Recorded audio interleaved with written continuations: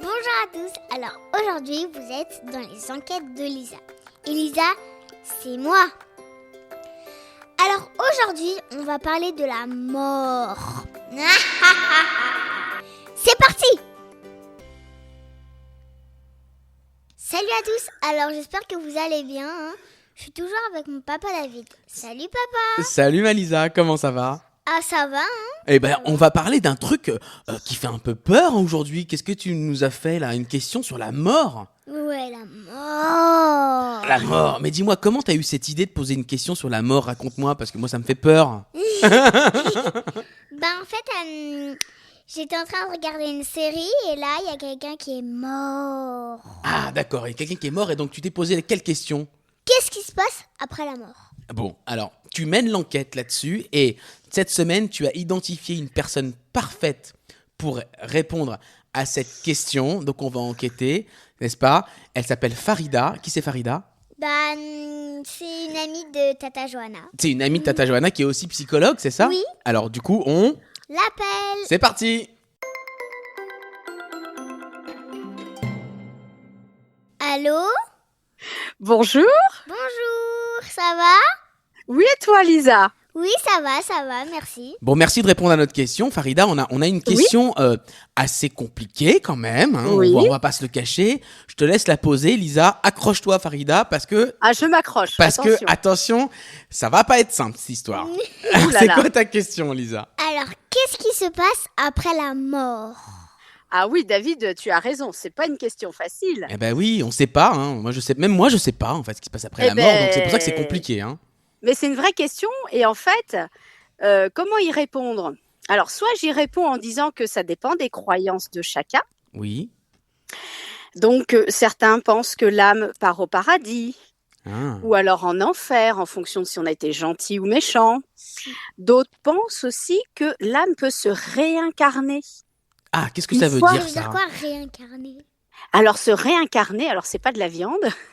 C'est- se, se réincarner, en fait, une fois, quand tu meurs, l'âme quitte ton corps et va investir un autre corps, un autre bébé, et va refaire une autre vie dans une autre... Comme l'histoire de la vie dans le Roi Lion, tu sais, c'est le cycle Oui. éternel. Voilà, c'est ça. Le cycle éternel. Et par exemple, dans la religion chrétienne, on parle de la vie éternelle. Et ça porte un nom très particulier, l'étude de l'âme après la mort, dans la religion chrétienne. Ça s'appelle l'eschatologie. Oh, ouais, c'est un mot compliqué. Hein. Ouais. Mais ça, Je vais essayer de le placer au Scrabble. ah bah c'est pas mal. Tu peux avoir pas mal. Tu joues au Scrap, toi, Lisa? Non. Non. Bah écoute, Non. c'est pas mal. On jouera, ma chérie. En tout cas, ça, Farida, ce sont des choses que les gens croient qui sont pas forcément prouvées par des scientifiques et par des chercheurs. C'est des croyances. Pas du tout. C'est pour D'accord. ça que j'ai commencé par les croyances, C'est ça. parce que par définition, quand on meurt, on ne revient pas pour témoigner. Ah bah oui. Par contre, certains scientifiques, et ça, il y a eu des recherches qui ont été faites sur ce qu'on appelle l'EMI, l'état proche de la mort. En anglais, c'est la near-death experience, c'est-à-dire D'accord. que certaines personnes dont le cœur s'est arrêté ou vraiment elles étaient mortes, sont revenues et ont pu témoigner avec des éléments communs dans leur témoignage. Le fameux tunnel, tu vois la lumière qu'on voit au bout du tunnel, on voit des proches qui sont décédés. Donc ça, ce sont des choses qui sont très sérieusement étudiées, là pour le coup, par les scientifiques. Mais on n'a pas une vérité absolue sur ce qui se passe après la mort. D'accord. Donc, Ok. on peut adhérer à des croyances religieuses, des croyances philosophiques, et on peut aussi s'intéresser, comme disait David, à la science, aux chercheurs qui travaillent beaucoup cette question-là sur des gens qui ont fait des comas, D'accord. par exemple. Et alors toi, Farida, moi je te pose une question aussi parce que j'enquête aussi avec Lisa. Comment on peut Vas-y.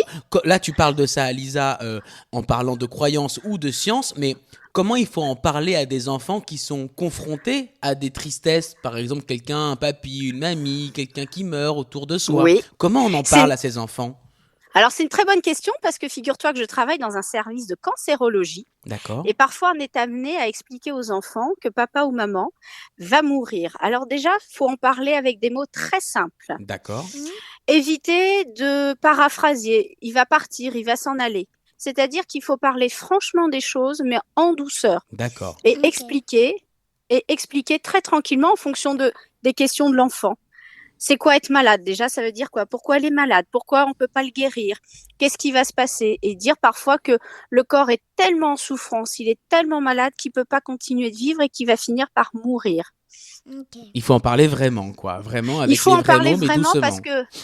parce que les enfants sentent que quelque chose se passe, s'inquiètent, perçoivent énormément les émotions des adultes autour qui sont effectivement tristes, angoissés, Tu... inquiets. Ouais.